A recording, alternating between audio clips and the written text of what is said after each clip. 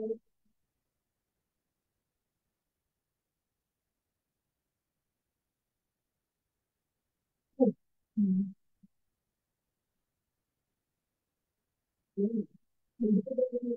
Ayan, isang maganda at malusog na umaga po, Central Luzon. Salamat po sa muling pakikibahagi sa isa na namang session ng ating health tips. Kalusugan mo, usap tayo. Nais po ng ating kagawaran na mapabuti ang kalusugan ng bawat mamamayan dito sa ating rehiyon. Kaya't isinasagawa natin ang mga ganitong talakayang pangkalusugan. Sa araw na ito, kasama pa rin po natin ang ating mga media partners, kasamahan sa ibang ahensya ng gobyerno, Provincial Department of Health Offices, at ng mga Provincial Health and Information Offices sa Central Luzon. Sa patuloy ninyong suporta sa ating mga talakayan, na ibabahagi natin ang mga paksa na gusto nating linawin at palawigin sapagkat kayo ang aming kasangga tungo sa pagsulong sa kalusugan ng lahat. Para po sa umagang ito, ang mga discussions po natin ay para sa International Thyroid Awareness Week, Safe Motherhood Week, at Hypertension Awareness Month. Ang mga ito po ay paililiwanag sa atin ng mga resource speakers para sa session na ito. At nagpapasalamat at babati na rin po ako sa kanila ng magandang umaga. Sa ating mga resource speakers na pinuunlakan tayo ngayong umaga upang makapagbahagi ng kaalaman. Kasama po natin ngayon dito si Dr. Jeffrey Alamani mula sa Bataan General Hospital and Medical Center. Mula naman po sa DOH Central Luzon Center for Health Development, kasama po natin si Dr. Janet Miklat at Miss Agnes Alipio. Good morning po, Doc Jeff, Doc Janet, and Ma'am Agnes. Morning po. Morning po. Ang talakayan po palang ito ay maaari ring mapanood sa ating official Facebook page, ang DOH Central Luzon. Huwag rin po nating kalimutang mag-like, follow, and share sa ating mga social media pages. Sa ganitong simple pamamaraan, kayo po ay nakatutulong para mas mapalawak pa natin ang ating plataforma at mas marami ang maabot ng ating mga usaping pangkalusugan. At bago po tayo tumungo sa ating talakayan mismo, pinaalalahanan po ang lahat ng ating participants na sagutan ang attendance sheet na nakapost dito sa ating chat box. Maraming salamat po. Hindi na rin po natin patatagalin pa. Simulan na po natin sa unang topic natin para sa umagang ito. Narito po si Dr. Jeffrey Alamani, Certified Ear, Nose, Throat, Head and Neck Specialist mula sa BGHMC para sa ating talakayan para sa International Thyroid Awareness Week. Good morning po, Doc.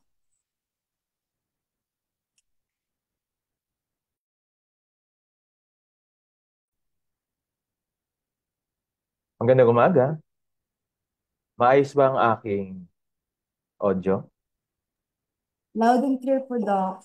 Sige, I will share my slide na po. Go ahead po. Thank you po.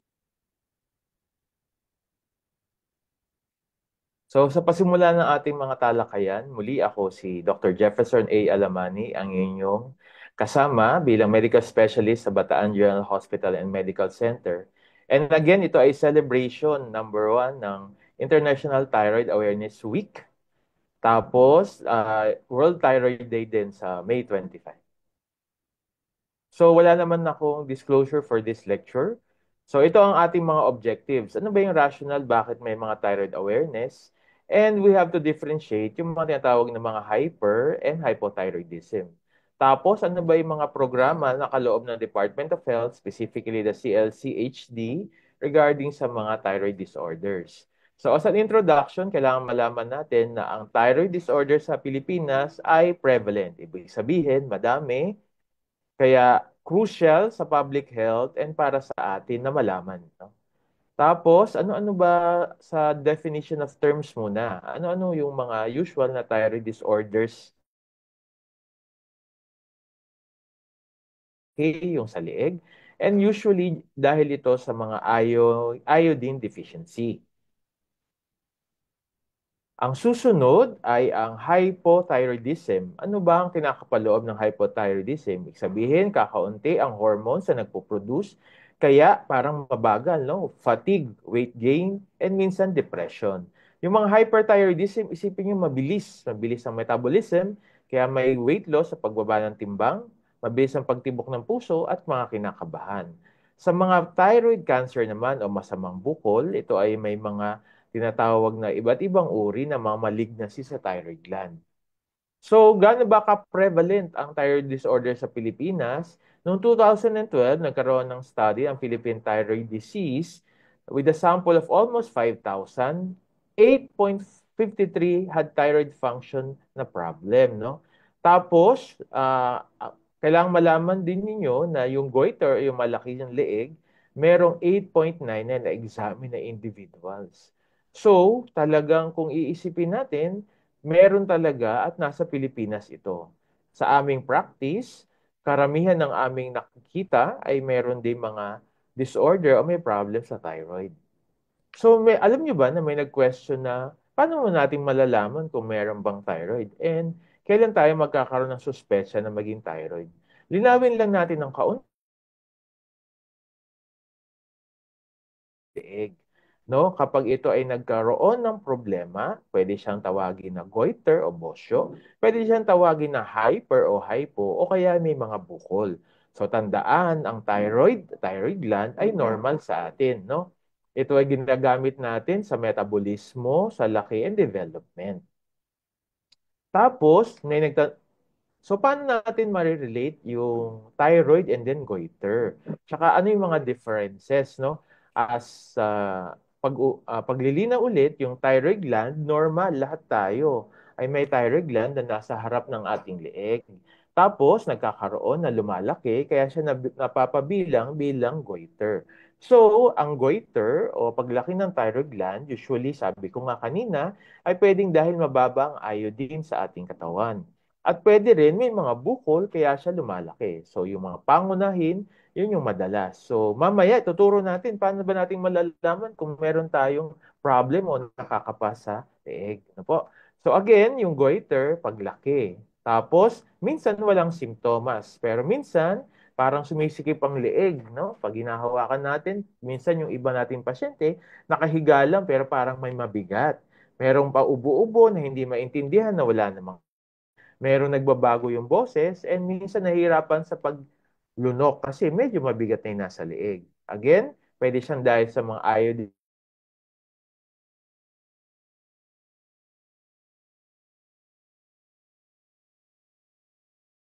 lalo na kung nagpasimula pa lang sa adequate intake ng iodine, tulad ng nasa iodized salt, tuna, shrimp, seaweed, cheese, and cow's milk. So, ano ba yung mga paraan para malaman natin kung meron tayong goiter o may malaking thyroid gland, no? Ito yung step na binigay din sa atin ng Department of Health. Humarap lang sa salamin upang makita yung leeg. Siguraduhin nakikita ang bahaging mababa ng kaunti tulad ng Adam's apple. So para sa natin kailangan mapakita, no? Adam's apple is here, no? Uminom ng tubig, no? Pagmasdan kung may gumagalaw. Usually, kung merong bukol dito, ay merong gumagalaw sa ilalim ng balat. Ano po? So, ayan ang step by step natin. As a reminder, self-check. No? Sabay-sabay natin gawin yan. Humarap sa salamin, itaas ang leeg, uminom ng tubig, sample, tapos tingnan kung merong bukol na gumagalaw. Again, ang thyroid nasa bandang baba, no? Ito datin ay collarbone, so sa baba ng collarbone. Tapos, pwede nyo hawakan. Pag may gumalaw sa ilalim ng leg nyo, yun na, meron nga ngang possible na mga goiter o bukol. So, another question, anong gagawin natin pag may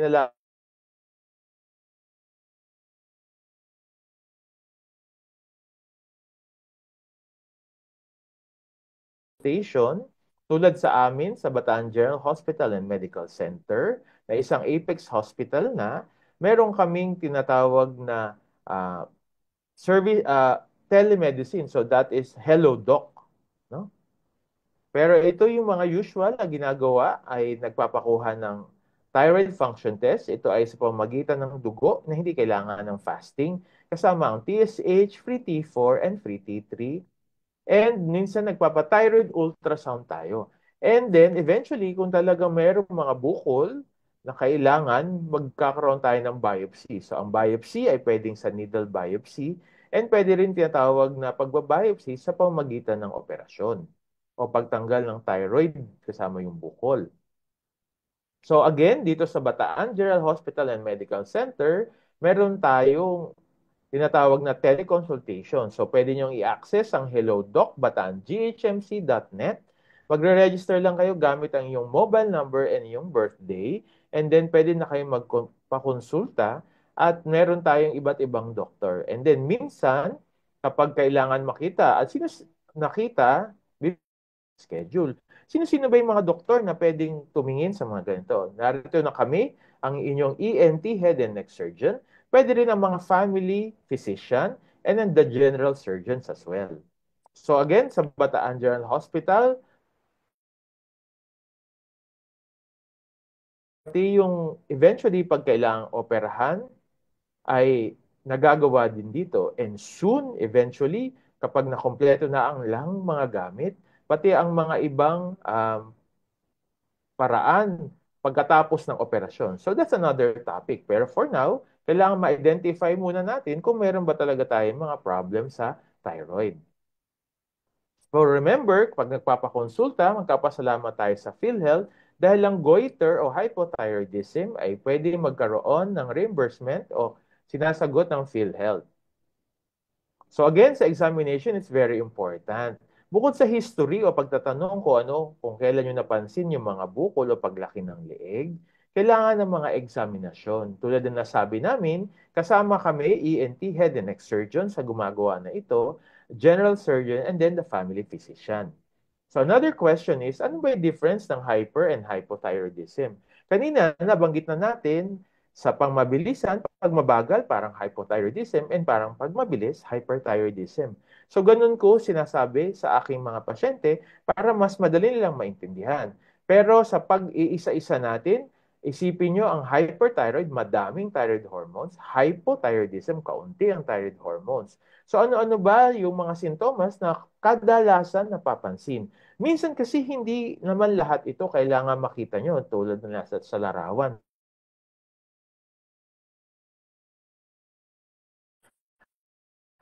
Yung tinatawag palpitations, hyperthyroidism. Pero you have to remember, yung hyperthyroidism na palpitation is at rest. Ibig sabihin, hindi ka, nakahiga ka lang, tapos doon mo nararamdaman yung kabog ng dibdib.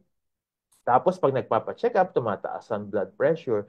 Makikita nyo na yan, merong iba sobrang pumapayat o nagbabago and lumalaki yung thyroid, no? O yung sa harap ng leeg. Yung iba, mabilis ang pagdumi, madaling mapagod, yung iba nahirapang matulog kasi nga mabilis pa yung tibok ng puso. And yung mapapansin ng iba, bumababa ang timbang, tapos yung iba, lumuluwa ang mata. So ito ang hyper. Tandaan na, ang hypo naman, ay yung iba madaling ginawin kahit yung iba naiinitan na, parang isipin niya parang ang bagal. So, antukin.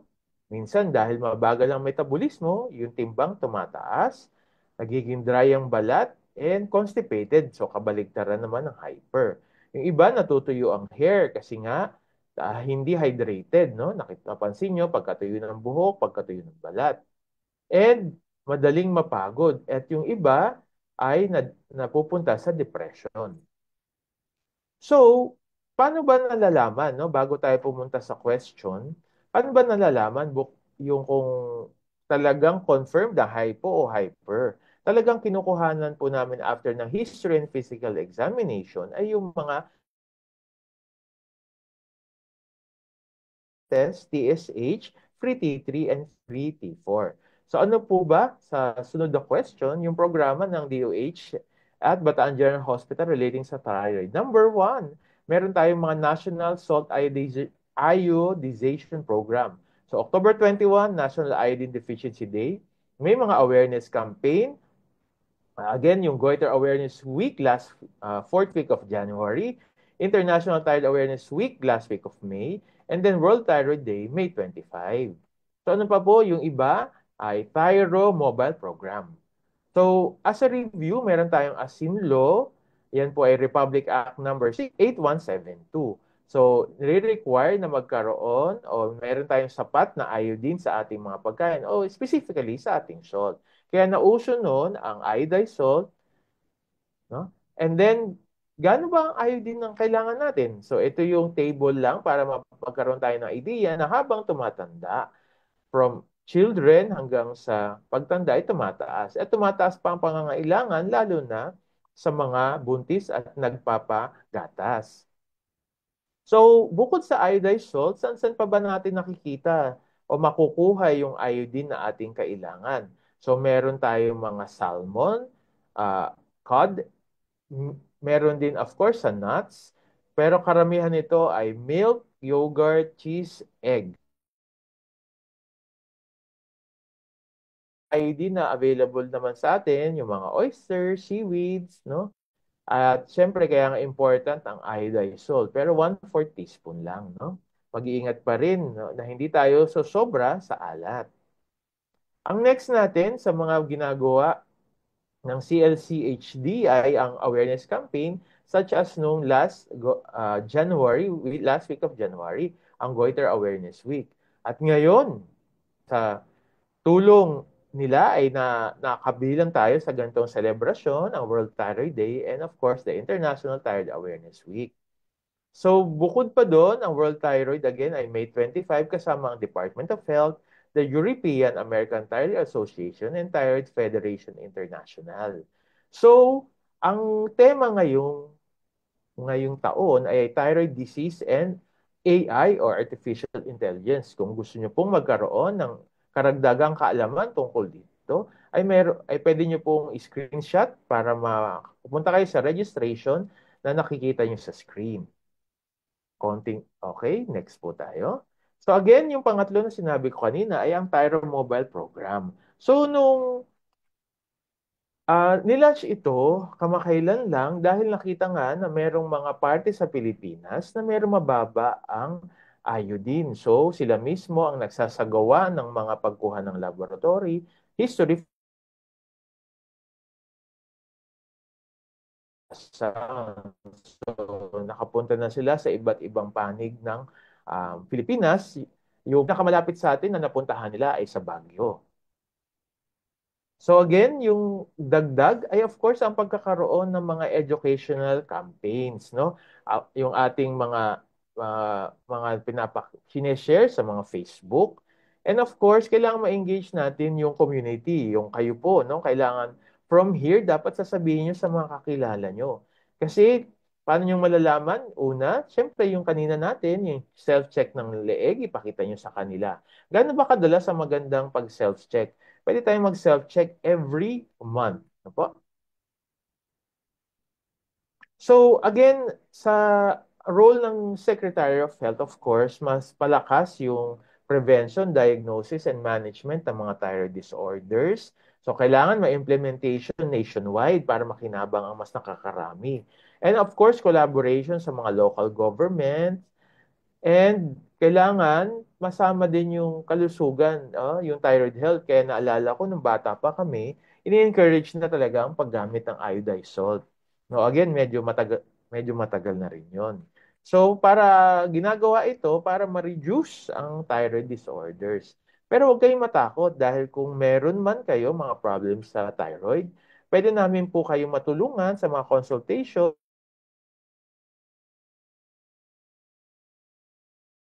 So, yan lamang po. Maraming salamat. Ayan. Maraming salamat po, Doc Jeff, sa sa pagdidiscuss ng ating mga thyroid disorders, hyperthyroidism, hypothyroidism.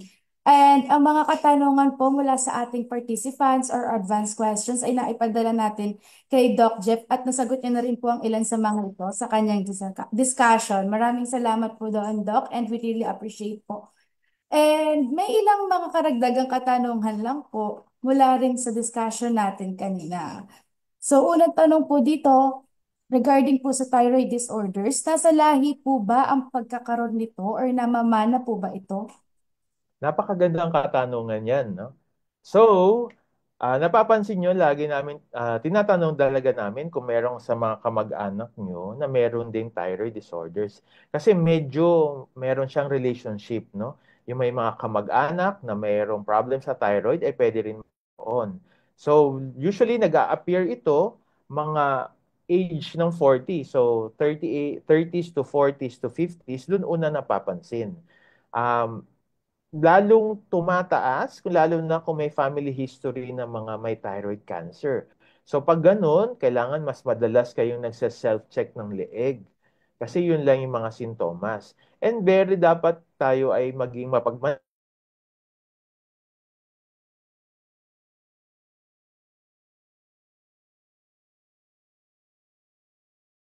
so, hindi natin napapansin.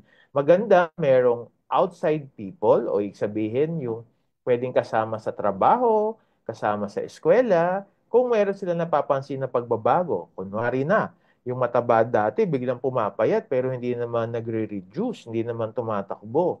So, baka meron na silang mga hyper symptoms. And yung iba natin makasamahan, baka parang masyadong bumabagal, antukin, nung pala nagiging hypo. So, very important na, kaya nga important na alam natin yung mga sintomas para alam din natin kung kailan talaga tayo dapat magpakita. Again, yung mga initial symptoms, pwede po yan makita sa ating mga primary consults. So, pwede po yan sa mga health centers, RHU, CHO, and other facilities, no? Pero pwede rin naman sa amin kaagad sa mga ENT, head and neck surgeons. Wala naman pong problema. And thank you po, Doc Jeff. And ayun po, ano, inuulit po natin sa mga, lalo na sa mga may family history ng thyroid disorders. Self-check po tayo yung mga discuss natin kanina. Suriin po natin, obserbahan, and kapain yung ating ibaba. Tama po, Doc? Ibaba ng Yes. ating leeg. Yan, maging conscious din po tayo sa mga pagbabago sa ating katawan. And Doc, yung sumunod pong tanong dito ay, ang thyroid disorders po ba ay para sa mga babae lamang or nagkakaroon rin po ang mga kalalakihan nito?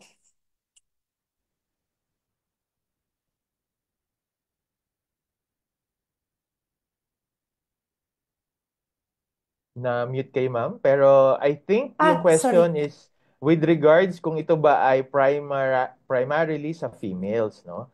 So, Yes, yes po, Doc. may mga ang madaling sagot diyan ay hindi dahil kami mga lalaki ay pwede rin magkaroon ng mga problem sa thyroid. Nagkakataon lang na mas marami ang napupunta sa female, halos 1:4. So ibig sabihin one male tas 4 yung females. So bakit ba? Tandaan natin, by the age ng habang tumatanda, 30s, 40s, 50s, meron na talagang mga hormonal imbalance na nangyayari sa ating body. No? Andyan na yung pagbabago sa mga menstruation. So kaakibat nito, nagkakaroon ng stress. So sa stress, yung isang contributing factor sa pagkakaroon ng mga problem sa thyroid. So dun mas napapansin. And again, yung activities natin, masyado na, andito yung peak ng life, so madaming activities. So very important talaga na maging aware tayo, and it's closer than we think. Ibig sabihin, kunwari, ang sinasabi nun sa isang classroom, kunwari, merong 50 sa classroom or 50 sa isang office, dalawa or tatlo, minsan meron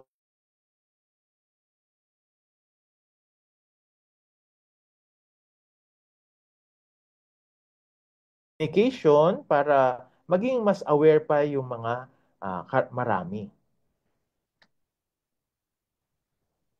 Ayun po. And for the last question po, pwede po ba nating i-elaborate itong Hello Doc, yung telemedicine natin sa PGHMC? Sino-sino po ba maaaring magpakonsulta dito? Ito po ba ay open for everyone, for the public? And lastly po ay may bayad po ba ang telemedicine ng Hello Doc? Ito po. Maraming salamat po sa katanungan na yan. Ang Hello Doc ay nilaunch ng Bataan General Hospital and Medical Center bilang telemedicine. So, ibig sabihin, dahil kami po ay nasa government, ito ay free, number one, no? So, sino-sino ba ang pwedeng makakuha ng ganitong serbisyo? Number one, yung pinakamalapit sa Bataan. And of course, yung mga karatig natin ng mga provinces, no? So kung kayo ay dyan, the reason, kasi ang telemedicine ay isa lang start. So hindi siya, pag kailangan nyo po kasi ng face-to-face, ang best talaga sa Bataan din po. So very important yon. Pero for the initial consult, pwede naman po sa mga sa mga beyond sa Bataan ano po and beyond the other provinces. Ito po ay dinedek o tinatriage kung sinong doktor o kaninong specialty patient. Pwede po kami mga ENT, general surgeon, and even family medicine. So you are welcome po, mag-register lang po dyan, yung pinakita natin, no? At tapos po, ito ay bago, no? At mabilis para masagot o makausap kayo agad. Pero of course, ang pakipag-usap, I have to put emphasis po na ito ay start lang po. Best po talaga kasama ang history and physical examination. Ayan, thank you po sa pag-elaborate ng ating telemedicine, Doc. Ang hello, Doc. Ayan, malaking tulong po ito sa ating mga kababayan dito sa Central Luzon, especially yung mga hindi agarang makapupunta sa mga hospitals natin. And maraming salamat po sa pagpapaabot sa ating mga kababayan ng mga impormasyon at serbisyo ng DOH, CLCHD at ng BGHMC kaugnay ng thyroid. Kung wala na po tayong mga katanungan mula sa ating mga participants, ay didiretso na rin po tayo sa ating pangalawang topic, ang safe motherhood. So, kailan nga po ba natin kailangan kumonsulta sa mga doktor or paano natin matitiyak na ligtas ang ating pagiging ina, pagbubuntis, and so on and so forth. And with that po, narito po si Dr. Janet Diclat, Medical Officer 4 at Head ng ating Family Health Cluster dito sa CLCHD. Siya po ang magbibigay sa atin ng mahahalagang impormasyon tungkol sa Safe Motherhood Program. Thank you po. Good morning po, Doc Janet.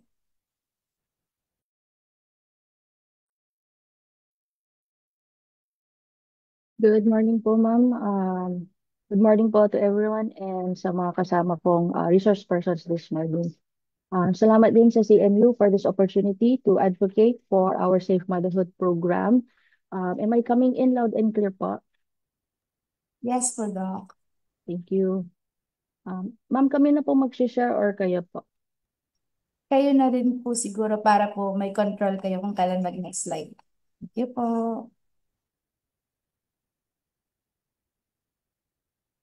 Sige, thank you po.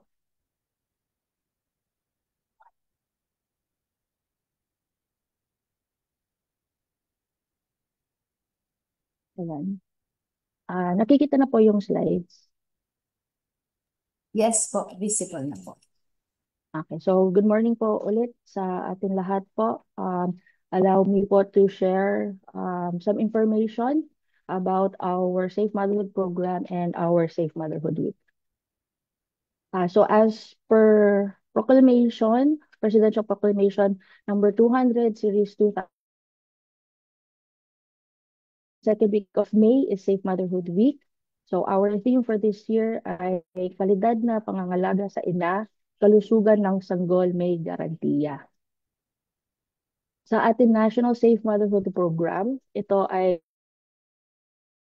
kalusugan ng DOH para sa mga ina, tumututok sa kalusugan at kabutihan ng mga buntis na babae. Layunin nitong mabigyan ang mga Pilipina na maayos pagbubuntis at panganganak. Tinataguyod ang kalusugan at kapakanan ng mga ina sa pamilyang Pilipino. Ngayon, gusto namin magbigay ng mga mensahe at importansya bakit mahalaga ang maging ligtas ng pagbubuntis. Dahil ito ay araw-araw may mga at karamihan sa mga pagkamatay ay maiiwasan. So ang ligtas na pagbubuntis na ina at sanggol. Ngayon, magbibigay po kami ng impormasyon. Ano ba ang dapat gawin para maging ligtas ang pagbubuntis ng isang nanay? So may mga apat po na bagay. Isa dito po ay walong antenatal check-ups o yung mga check-up sa mga health facilities. Pangalawa, mga anak na tinulungan ng isang doctor, nurse o kumadrona. Pangatlo, manganak sa isang pasilidad o tinatawag po natin na isang facility-based delivery. And pang-apat po, magkaroon pa din ang check-up after ng anak. Magkaroon po ng 4 postnatal check-ups po. At para magbigay ng additional information po, isa-isahin po natin yung mga 4 na bagay ito. So yung una, yung 8 antenatal check-ups. Ito ay wastong simula ng buntis, magkaroon ng 8 ANC ang kailangan. Maagang pagtukoy sa mga panganib, mga edukasyon, pangkalusugan, mabigyan po ng mga bitamina at bakuna, at kahalagaan ng maagap ang regular ng pagbibisita. So yung mga 8 antenatal check-ups natin, dapat meron isang check-up ang isang nanay sa unang trimester, 2 check-up sa pangalawang trimester, at 5 check-up sa ikatlong trimester. So tandaan po natin na 1 to 5.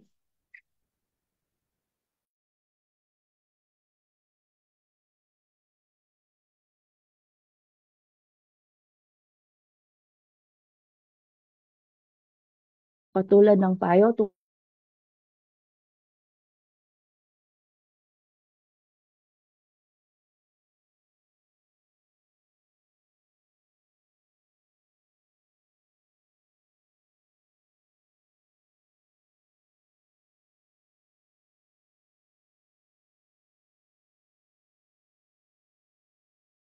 sa mga serbisyo naman po at sa mga pagsusuri, ang isang buntis dapat laging sine-check yung vital signs tulad ng timbang habang nagpapa-check up.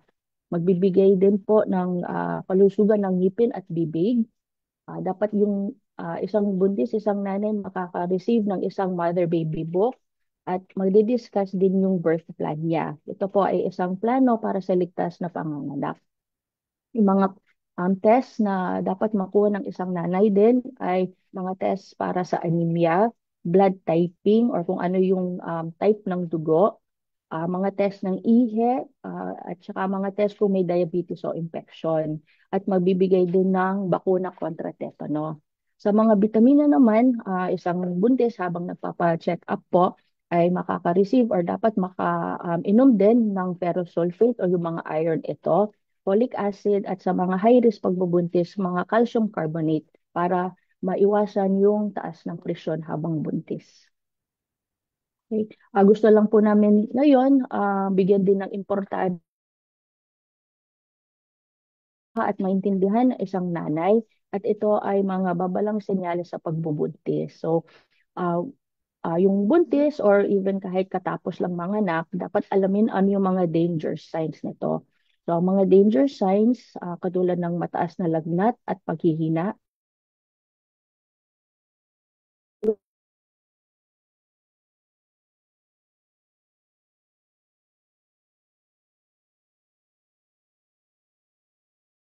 panubigan, at convulsion o pagkawala ng malay. Kung meron pong naramdaman ng ganito ang isang buntis, dapat pumunta po siya sa pinakamalapit na health center or ospital para sa inyong kaligtasan. Ayan. So sa mga balikan po natin ano yung dapat gawin para ligtas sa pagbubuntis. Nakapag-discuss na po tayo sa 8 prenatal check-ups. So ngayon punta po tayo sa pangalawa at sa pangatlo. Dapat gawin para ligtas ang pagbubuntis. So dapat isang buntis na tinulungan ng isang doctor, nurse or kumadrona or tinatawag po na skilled health professional. Ito ay dahil sila ay may sapat na kaalaman at kasanayan, nakakatulong sila sa pag-iwas sa komplikasyon habang panganganak. Kapag may problema or emergency, agad nilang maibigay ang tamang tulong or referral. Kasama dito, dapat ang isang buntis para ligtas ang pagbubuntis ay number 3, manganak sa pasilidad. So sa health facility, ligtas ang panganganak. Meron din sa pasilidad mga skilled health professionals katulad ng nabanggit kong doctor, nurse or kumadrona. Malinis, ligtas at kumpleto ang gamit at pinaka-importante sa facility handa sa emergency. Ayan. So, lastly po, pag-usapan po natin yung number 4 ay yung apat po na postnatal check-up. So, yung apat na postnatal check-ups or yung mga check-up kahit after ng anak, dahil yung mga services at yung mga impormasyon hindi natatapos sa panganganak. So, yung apat na postnatal check-ups po, dapat yung una, makareceive sa loob ng unang 24 oras or 24 oras matapos manganak or kahit before sila umuwi o ma-discharge sa hospital or health facility, dapat nakapag-check up na po. Yung pangalawang check up sa ikatlong araw pagkatapos manganak. Yung pangtatlo po ay sa pagitan ng ika-7 hanggang ika-14 na araw pagkatapos manganak.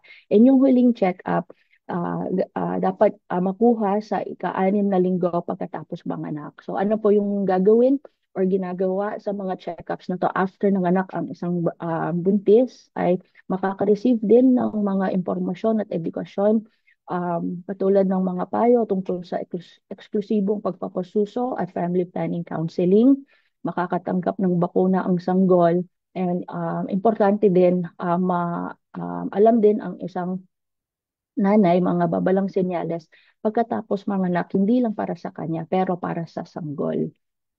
Ayan. So, katulad ng danger signs sa prenatal check-up, so ganun din yung mga danger signs sa ina after ng anak. Pero gusto namin sabihin dito din na ano yung mga danger signs ng mga sanggol na dapat pag merong ganito, pumunta sa pinakamalapit health facility or hospital. So, kaagad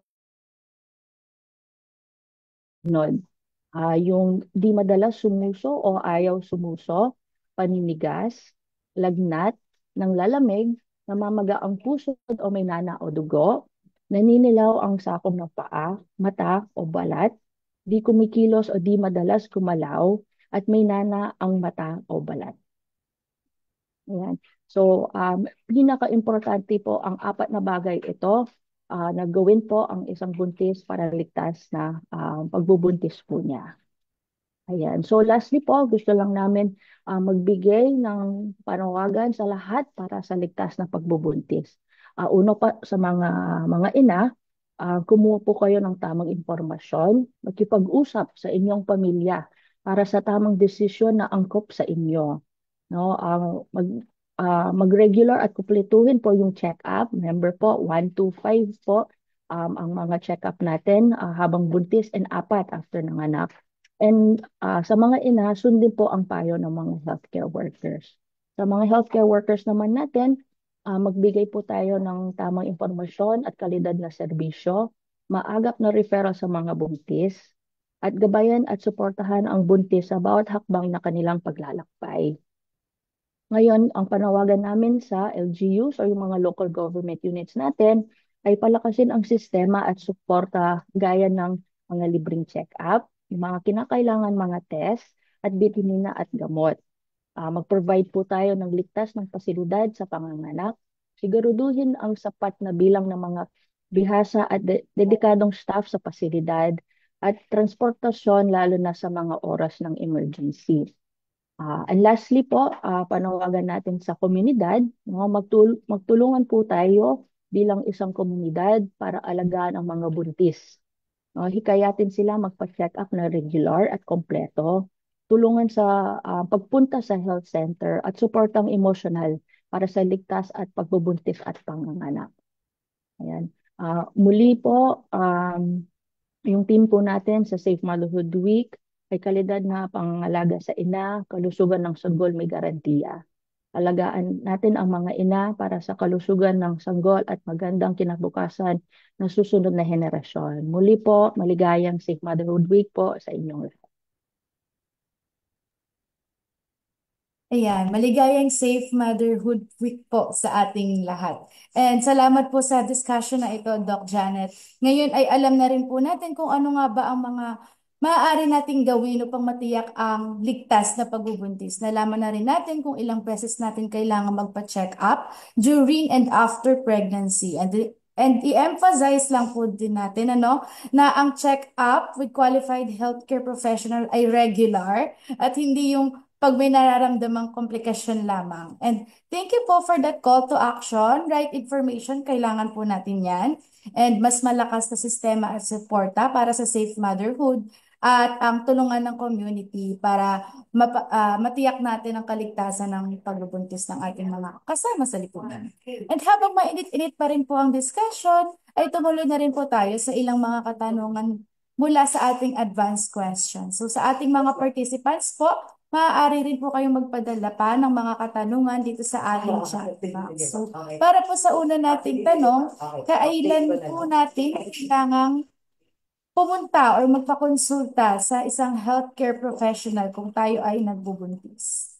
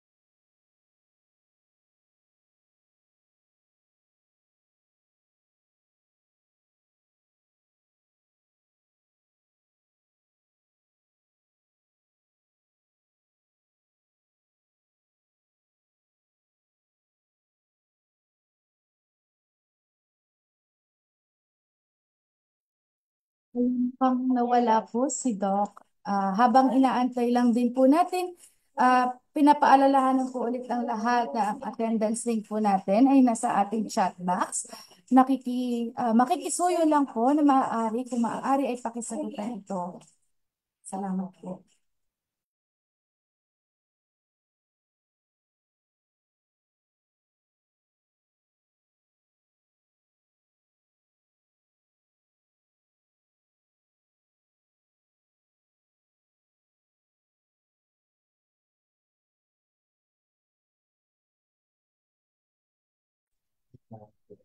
Ayan. Nawala po, nag-message po dito si Doc Janet na nawawala daw po ang connection. And with that po ay mag-proceed po muna tayo sa ating susunod na topic and balikan po natin yung mga questions na naipadala para sa Safe Motherhood Program natin. So ayun po without further ado, tinatawagan ko na rin po si Miss Agnes Alipio, Senior Health Program Officers mula sa Non-Communicable Diseases Cluster ng CSCHD upang ipaliwanag or magbigay ng discussion kaugnay ng hypertension. Good morning po, Ma'am Agnes. Hello po, good morning.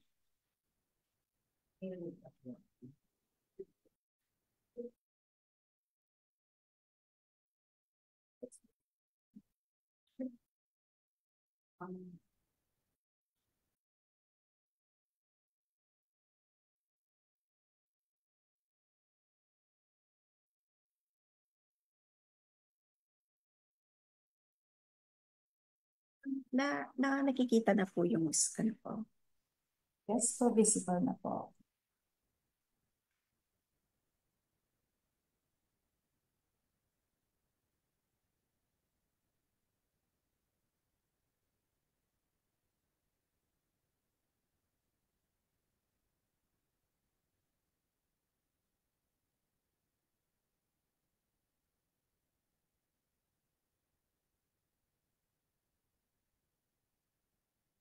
Tingnan ko.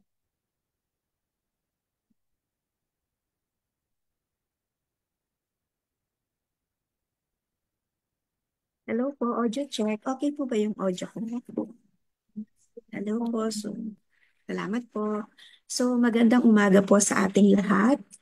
Maraming salamat po sa pagkakataong ito upang makapagbahagi kami ng mga health tips na mahalaga para sa ating kalusugan. Sa umagang ito, ating pag-uusapan ng isang health condition na may malubhang epekto sa kalusugan kung hindi ito bibigyan ng pansin. Ito ay ang hypertension o alta presyon. Nagpa-check na po ba kayo ng blood pressure? Kailan po kaya ang huli na nakuhanan kayo ng presyon? Ang hypertension ay isa sa mga pangunahing sanhi ng stroke, heart attack at kidney failure. Mga sakit na maaari naman sanang maiwasan kung ito ay maagapan at maayos na makokontrol. Sa buwan ng Mayo, ating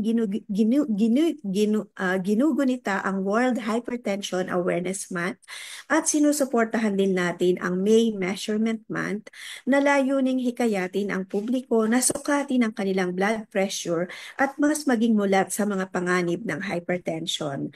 Sa talakayan natin ngayon, tatalakayin natin kung ano ang hypertension, ano ang mga sanhi at risk factors, paano ito maaagapan o makokontrol, at ano ang mga kailangang gawin upang manatiling malusog ang ating puso at katawan. Bago po natin i-discuss kung ano ang hypertension, hayaan niyo po muna i-define ko sa inyo kung ano ang blood pressure.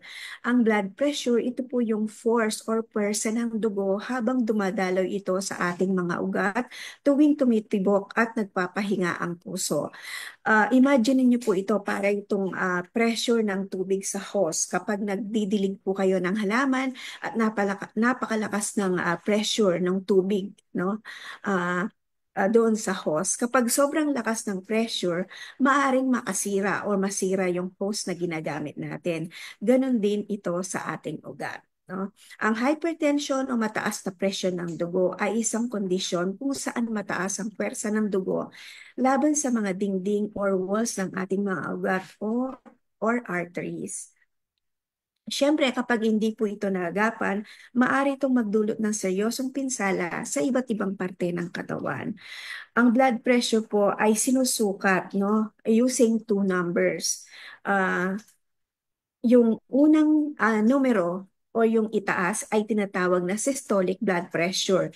Ito yung presyon habang tumitibok ang puso. At yung pangalawang numero, yun ang tinatawag nating diastolic blood pressure. Ito ay presyon habang nagpapahinga ang puso sa pagitan ng tibok. So kung ang blood pressure na sinabi sa inyo ay 120/80 mm mercury, ang systolic blood pressure po ninyo ay 120 at ang diastolic blood pressure ninyo ay 90. Ang hypertension po, ito ay hindi nakakahawang sakit, no? Na ito ay kinikita ng mataas na presyon ng dugo. Kadalasan po, higit sa for systolic blood pressure, higit sa 140 at sa diastolic ay higit sa 90 mm mercury ang nakukuhang blood pressure. Ang mga pasyente na may systolic blood pressure na 120 to 139 or diastolic blood pressure na 80 to 89 ay minomonitor muna at pinapayuhan ng healthy lifestyle. Ibig sabihin, nasa borderline yung kanilang blood pressure. And there is an estimated of 1.28 billion adults aged 30 to 79 years old worldwide ang mayroong hypertension. Mostly po, they are living in a low and middle income countries. Sa Pilipinas po, noong 2019, base sa data ng galing sa Department of Health, mayroon po tayong 12 million na na-identify na mayroong mataas ang blood pressure. 5.6 million po, they are aware, alam po nila na mataas ang blood pressure nila, while 2.9 million ang na-manage or nabigyan ng management or na-treat, no? And 1.6 million or 13% ay na-control yung kanilang blood pressure. So, kapag ang nakukuhang blood pressure po ninyo, no, ay patuloy na tumataas above a certain threshold, above 140 sa systolic and above 90 or above dun sa diastolic, ito ay kinoconsider na hypertensive ang pasyente at may indikasyon na para magreseta na ang gamot si doc. So for most patients po, no, magi-start ng maggamot si pasyente kapag nakita nila na ito yung kanyang presyon na more than 140/90. Pero may pagkakataon na may mga pasyente na ang kanilang presyon ay nasa 120 to 139 yung kanilang systolic BP at 80 to 89 yung kanilang diastolic BP. Madalas po itong mga pasyenteng ito, kino-close monitor muna sila, no? Hindi muna sila, maaring hindi pa magre-reseta ng gamot si doc at kailangan i-monitor po closely yung blood pressure ng pasyente at bigyan ng tamang lifestyle management.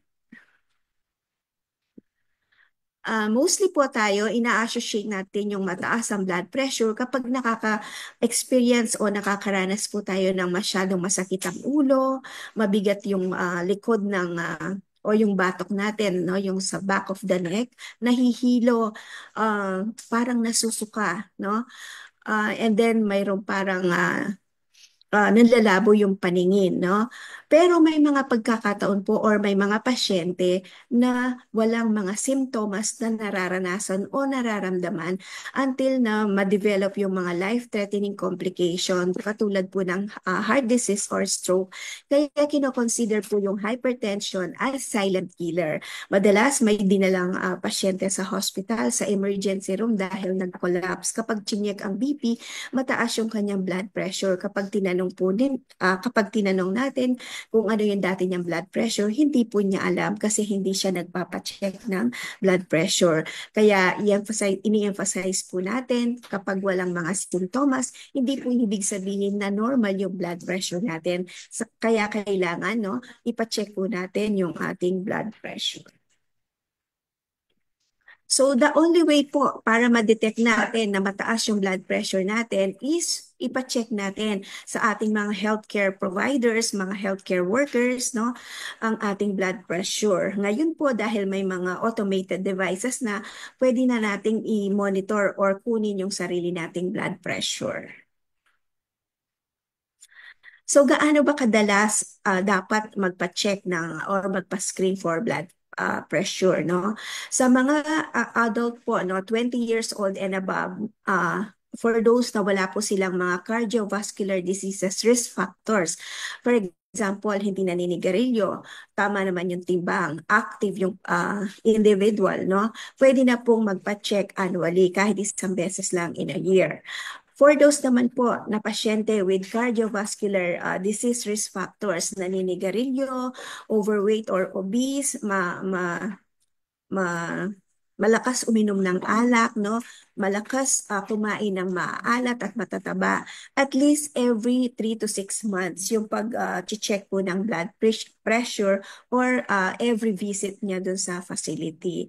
And for those po, for patients with comorbidities, for example, mayroon ng history of stroke or history of heart attack, mayroon siyang na-diagnose na with kidney failure, no? Ito po kailangan ma-monitor at least monthly or if possible managed by a specialist. May mga pagkakataon po na nakakakuha tayo ng o nagkakaroon ng changes dun sa blood pressure natin, no? Nagpa-fluctuate, no, temporarily yung blood pressure natin in response to number one, substances such as nicotine. If for example po kapag katapos nyong nanigarilyo, no, nagpa-check kayo ng BP.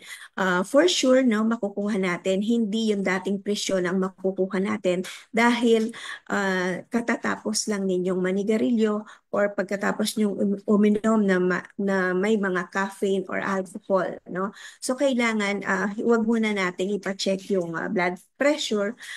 For sure po mayroong change doon sa makukuha natin.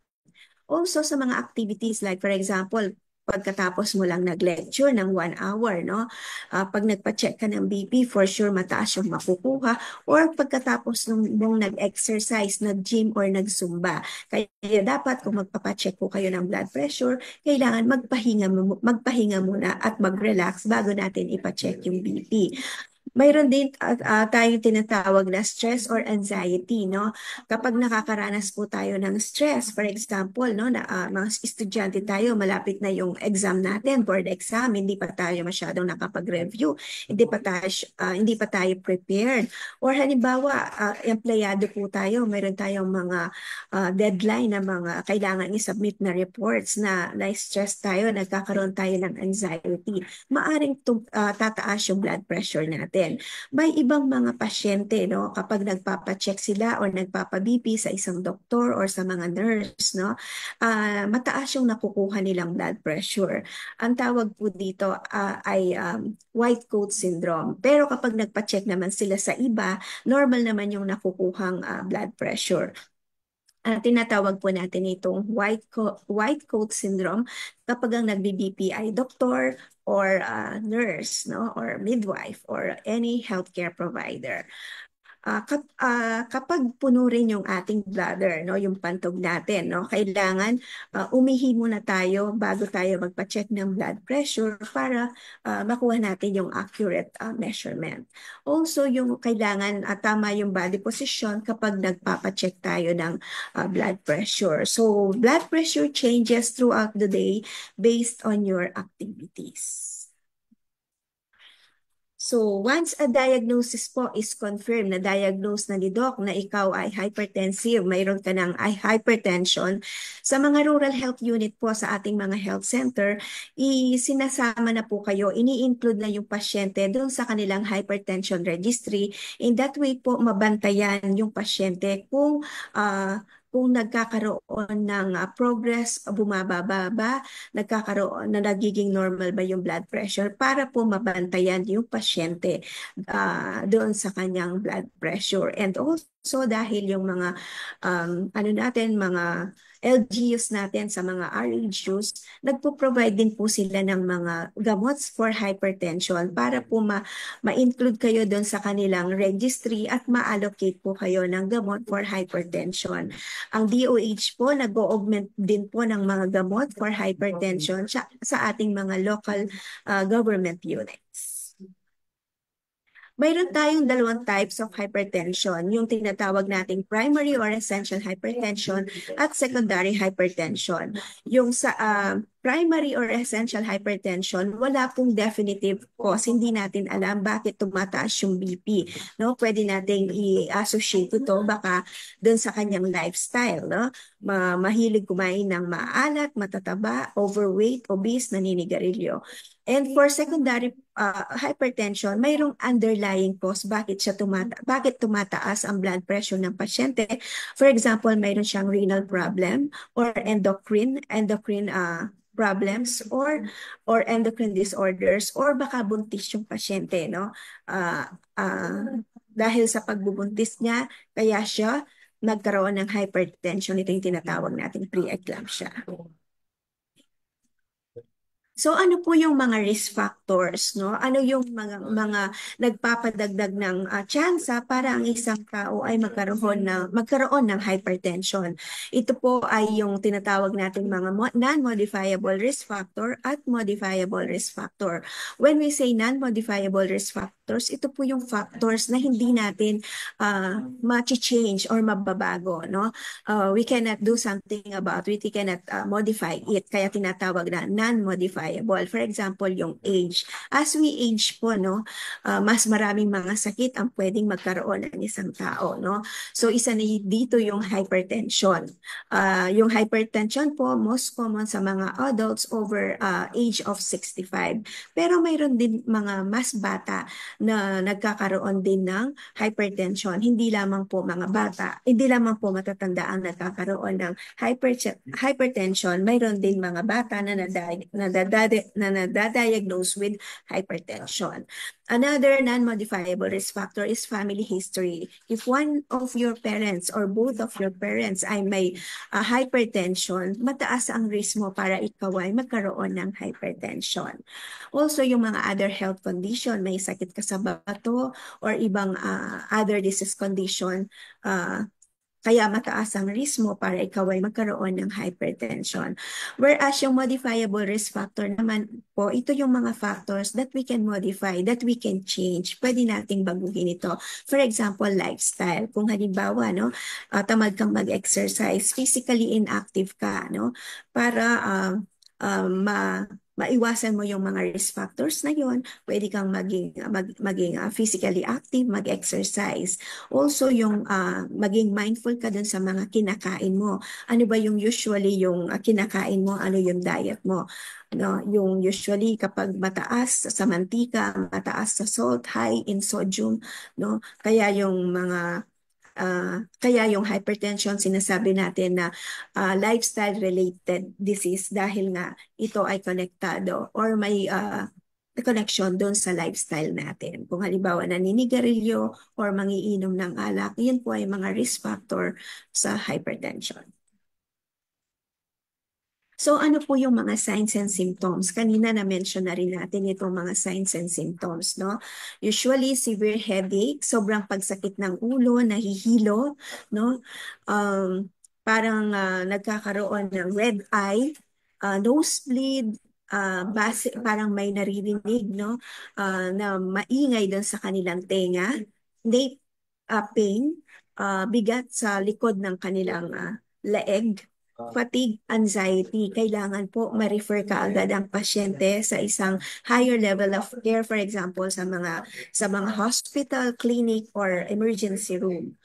Also, may yung iba, no, nag-vomit or nagsusuka, nagkakaroon ng chest pain, nahihirapan huminga, nagkakaroon ng muscle tremors, abnormal heart rhythm, at nagpapalpitate.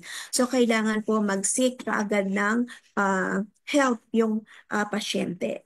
May mga cases din po, severe cases like yung nawawalan ng malay yung pasyente, confused, hindi niya alam ang nangyayari sa kapaligiran niya, hindi niya alam kung nasaan siya, ano ang pangalan niya. Kapag tinanong mo, iba yung sinasagot niya.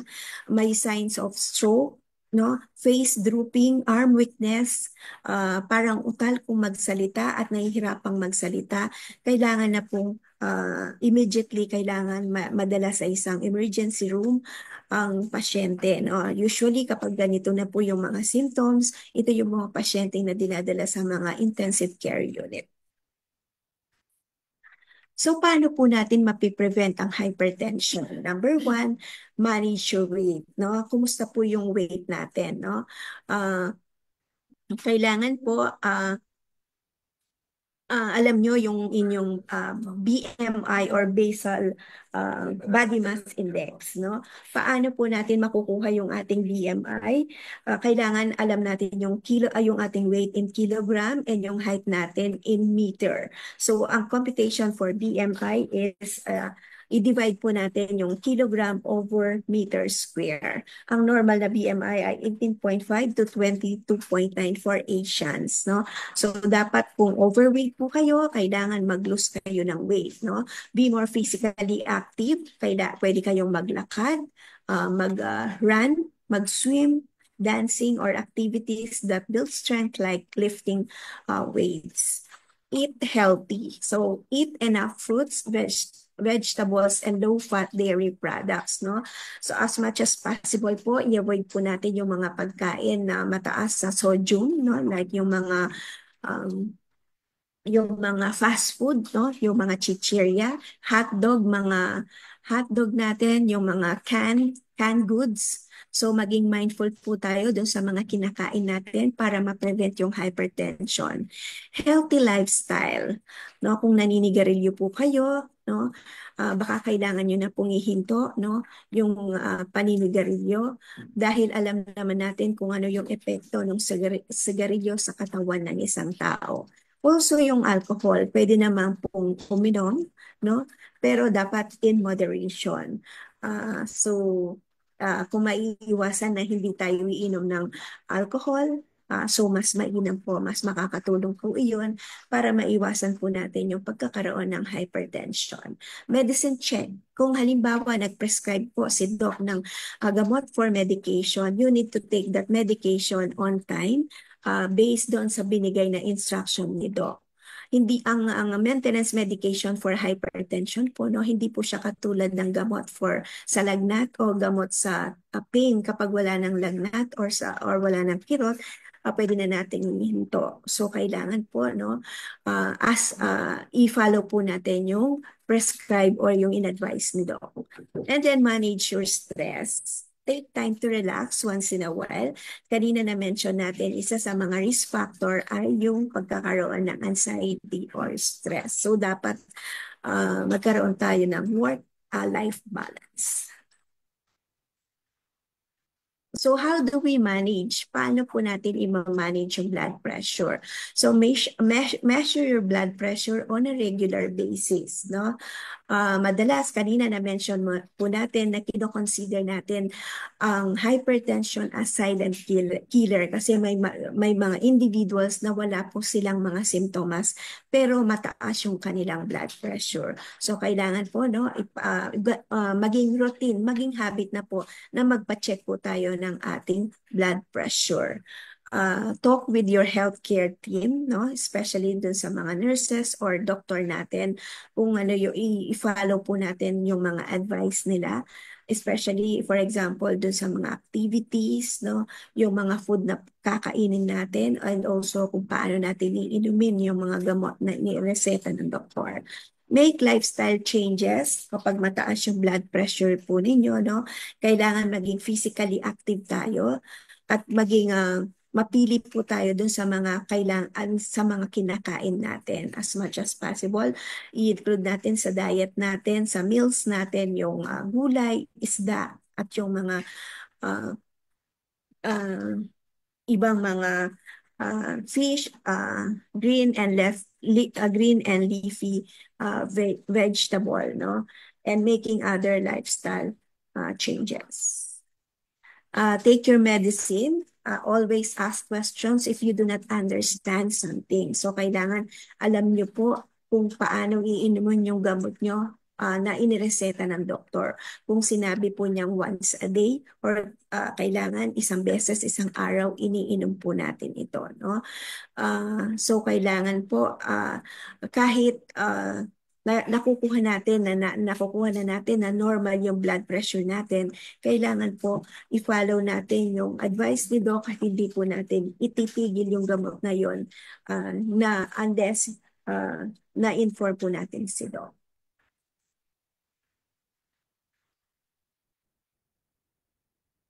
May mga pagkakataon na kanina na-mention natin na nakukuha nating blood pressure sa isang pasyente ay nasa borderline po, no? Below 140 for systolic and below 90, no, for below 90 for diastolic. So maaring hindi muna magreseta ng gamot si doc for your for hypertension, no? At magbibigay muna siya ng advice, modification or revision of your lifestyle at ano po kayo, no? Tuturuan po kayo ng DASH diet or ano yung ibig sabihin ng DASH diet? Ito po yung dietary approaches to stop hypertension. So, kailangan po i-reduce natin yung salt and high-fat diet. Kung overweight or obese po tayo, mag-lose po tayo ng weight. And if physically inactive tayo, dapat magkaroon tayo ng regular exercise and maging physically active. Kung for example, sa office po ninyo, no, imbes na mag-elevator po kayo, pwede naman gamitin yung stairs, no, para makapag-exercise tayo kahit nasa opisina po tayo.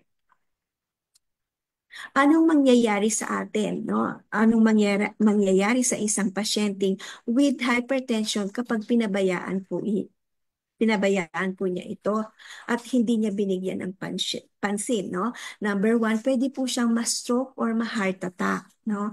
Kapag na-stroke ang isang pasyente, maaari po siyang mamatay. Or kung hindi man mamatay, no? Depende po doon sa parte na naapektuhan, no? Maaring hindi na siya makapagtrabaho, makabalik doon sa dati niyang activities, no? Maaring maging bedridden na po yung pasyente, maaring hindi na siya makapagsalita or makapaglakad at hindi na siya makapagbalik dun sa dati niyang trabaho. Pwede rin po siyang magkaroon ng kidney problem or kidney failure na pwedeng mag-lead sa dialysis. So kailangan po kung mataas yung blood pressure natin, bigyan po natin ng pansin at mag-seek po tayo ng help sa ating mga healthcare providers. So may mga laboratory test po para ma-confirm yung hypertension and also para matulungan kung ano yung appropriate medication na pwedeng ibigay sa inyo. Ito po yung mga different tests like ECG or 2D echo. Pwedeng mag-order si doc na ipatest yung urinalysis, yung blood sugar, yung cholesterol ninyo, lipid profile, at may mga iba pa pong test para makatulong kung ano yung appropriate management sa inyong hypertension. Dito po, in-include ko lang dito sa presentation yung mga na-identify na hypertensive adults dito sa Central Luzon from 2021 to 2024. Kung makikita po natin sa 2021 and 2022, medyo konti lang, mababa lang yung nakikita natin na figure dito.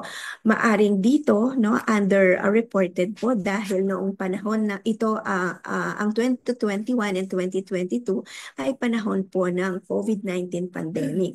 Pero noong 2023 and 2024, mataas na po yung nakuha nating figure sa mga na-identify na pasyenteng may hypertension sa Central Luzon. Dito naman po, ito po yung mga top 10 mortality or kadahilanan ng pagkamatay. No? Ito yung mga top 10 or the leading mortality, causes of mortality, no?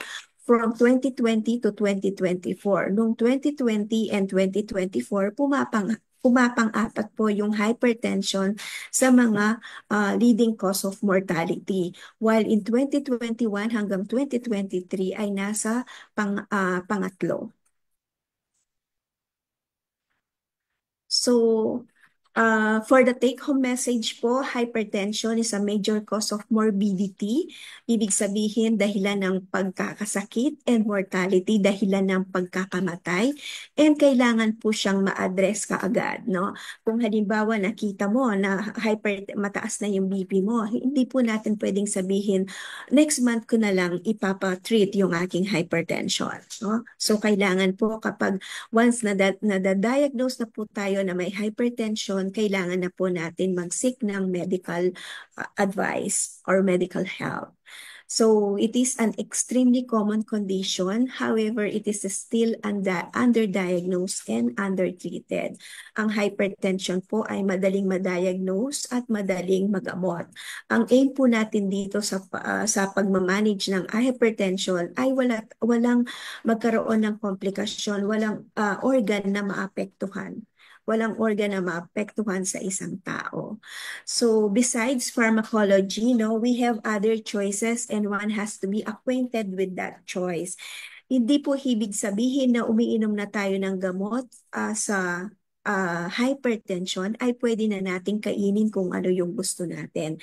Kahit po na naka-medication na po tayo, may maintenance medications na po tayo, kailangan pa rin po yung lifestyle modification doon sa diet natin, yun doon sa activity natin, and doon sa mga behavior natin, kailangan po natin ma-modify yon. And lifestyle modification should always be encouraged in all hypertensive patients. So be physically active, eat the right amount of food, wag po tayong manigarilyo, and wag po tayong uminom ng alak. So with that po, I think this is my last slide. So maraming salamat po. Ayan. Maraming salamat po sa isang informative na discussion, Ms. Agnes.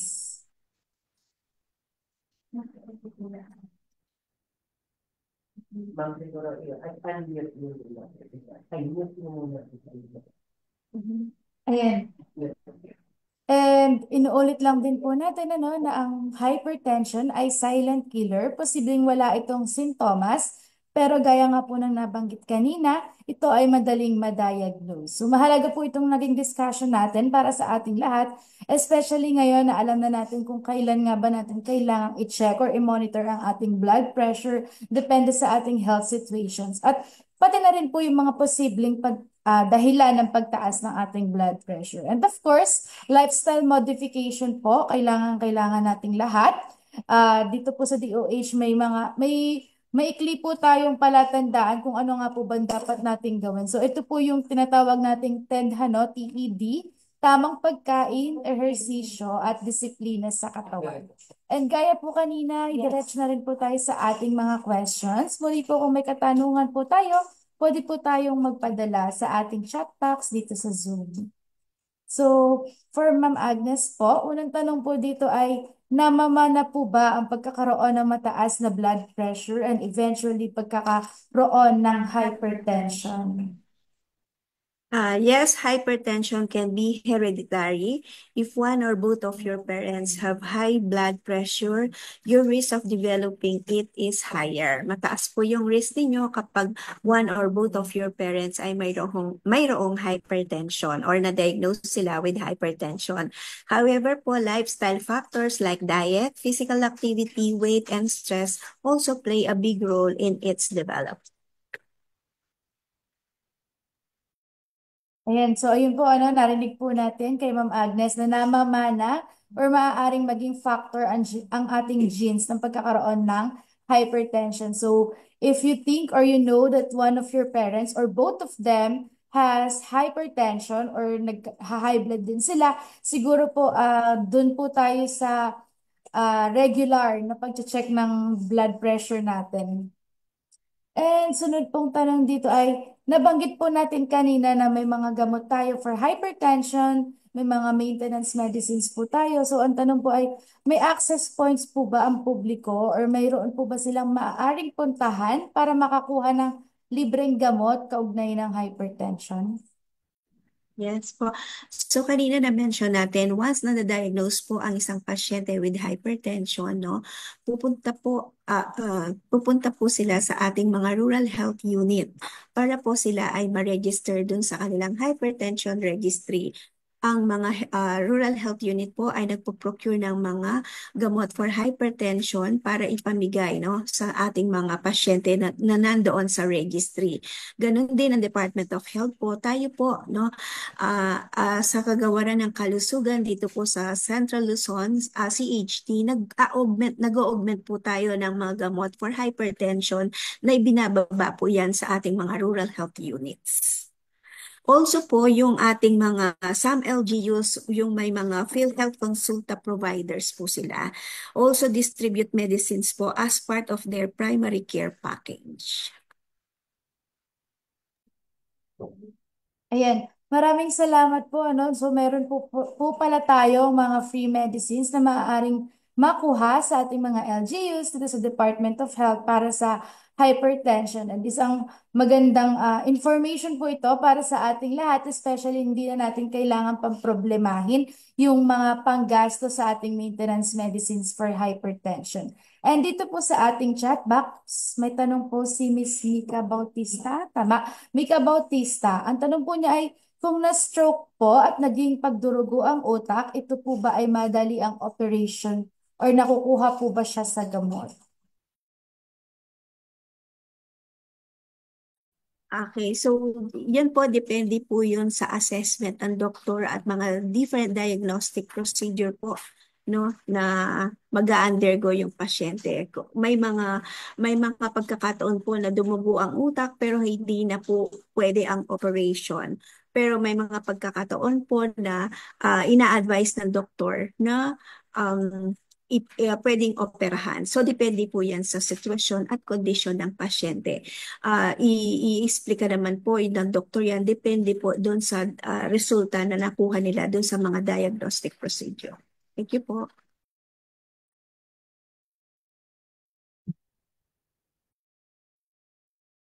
Ayun po. So proceed po muna tayo sa hypertension pa rin po. Ano po kaya ang programa or activity ang meron ng DOH, CLCHD at Department of Health mismo kaugnay ng hypertension?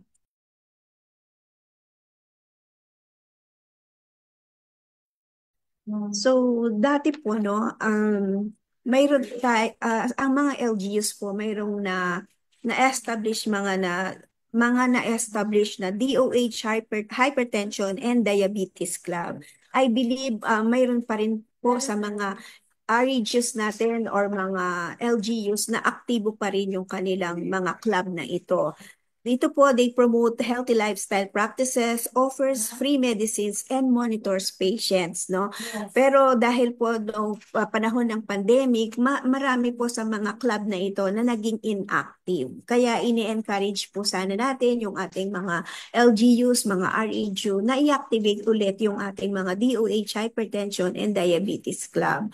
Also, sa DOH po, nagkakaroon tayo ng mga advocacy, mga campaign, like katulad po nitong venue na ito, no? We provide education on lifestyle changes to prevent and control hypertension. Ang non-communicable diseases din po, the National Non-Communicable Disease Prevention and Control Program, they integrate hypertension control with other NCD strategies. So yun po, no? Maraming mga activities ang kagawaran ng kalusugan dahil ang hypertension po, ito po ay isa sa mga 8 prioridad ng ating Secretary of Health. Kaya po lahat po ng ating lahat ng mga individual 20-year-old and above, ina-encourage po natin na pumunta sa kanilang mga malapit na mga rural health unit para po ma-screen. Ma-screen sila at makita nila yung risk nila para ma-develop yung mga non-communicable diseases sa kanila. Para kung halimbawa may mga risk factors po, matulungan para hindi na mag-proceed into a disease condition yung mga risk factors na yon. And for those na meron na pong mga na-diagnose na po sila, for example, with hypertension, ano po yung maaring maitulong, no? Para hindi na po magkaroon ng komplikasyon yung kanilang condition. Ayun po. And then dito po sa ating chat box ulit ay may isa pa pong katanungan. Ang premenopausal or menopausal period po ba ay nagdudulot ng hypertension? Ang perimenopausal or menopausal po, yes po, mayroong pong pagkakataon na tumataas yung blood pressure dahil doon sa kanilang hormonal, nagkakaroon ng hormonal imbalance, doon sa pagbabago ng kanilang hormone sa katawan.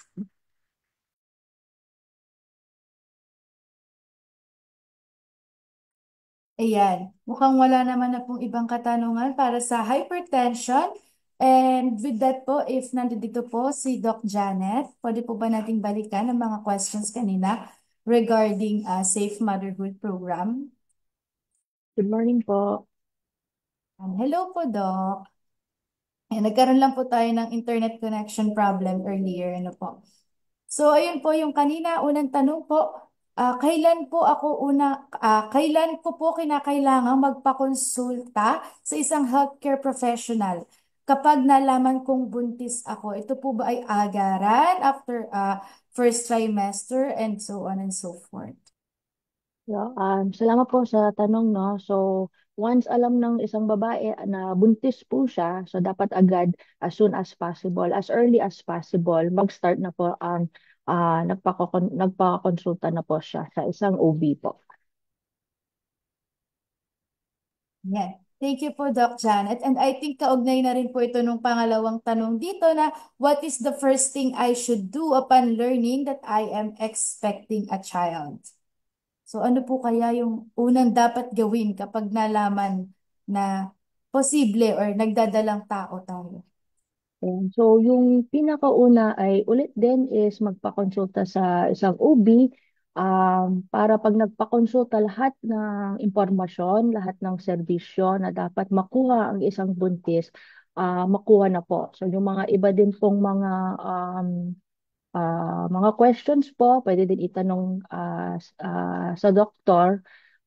Pero aside sa nagpa-check up, no, so importante din ay kumain na tama yung mga gustong pagkain at saka mag-start na din po ng mga supplements po. Yung mga nabanggit ko po na ferrous, folic acid, and kung kailangan, calcium carbonate po.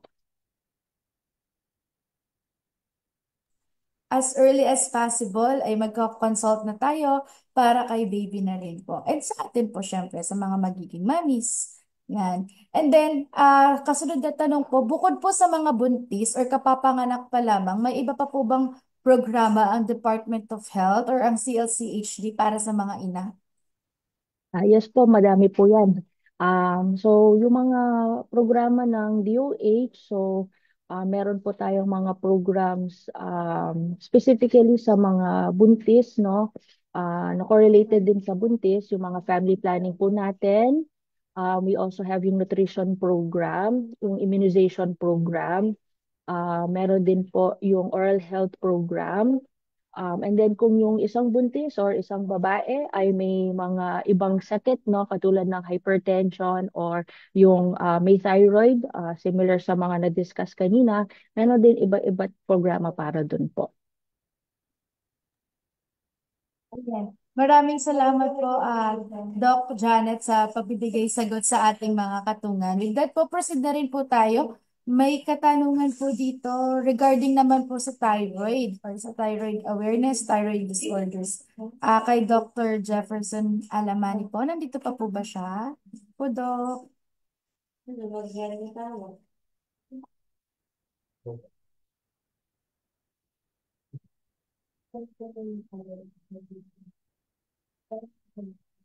Yan. So, ang tanong po ay galing kay Miss Mika Bautista, isa po sa ating mga media partners. Ma'am Mika, if pwede po ay ipadala po natin yung ating katanungan dito sa chat box. Ayan, nabasa ko na. Ano ang hyperthyroidism at saan po ito nagmumula? Ayan, so isa po ito sa mga na-discuss si Dr. Jefferson kanina. Ipapadala din po namin ang recording ng health tip session na ito at gagawa rin po kami ng kasagutan. So, formulate lang po namin yung kasagutan para mabalikan natin yung discussion kanina para kay Mami. So, ayun po, no? Dito po sa Central Luzon, ay naniniwala tayo na ang mga ganitong talakayan ay importante para mas mapanatili po natin ang ating kalusugan. So, ipopost po dito sa ating chat box ang evaluation link. Makikisuyo lamang po kami ng ilan sa inyong sandali para masagutan ito. Hihingi na rin po namin ang opportunity na ito para kumuha ng screen capture or ng photo kasama ang ating mga participants at tracer speakers na patuloy na tumatangkilik sa ating online talakayan. Makikisuyo lamang po na paki-open ang ating mga cameras para sa isang photo session.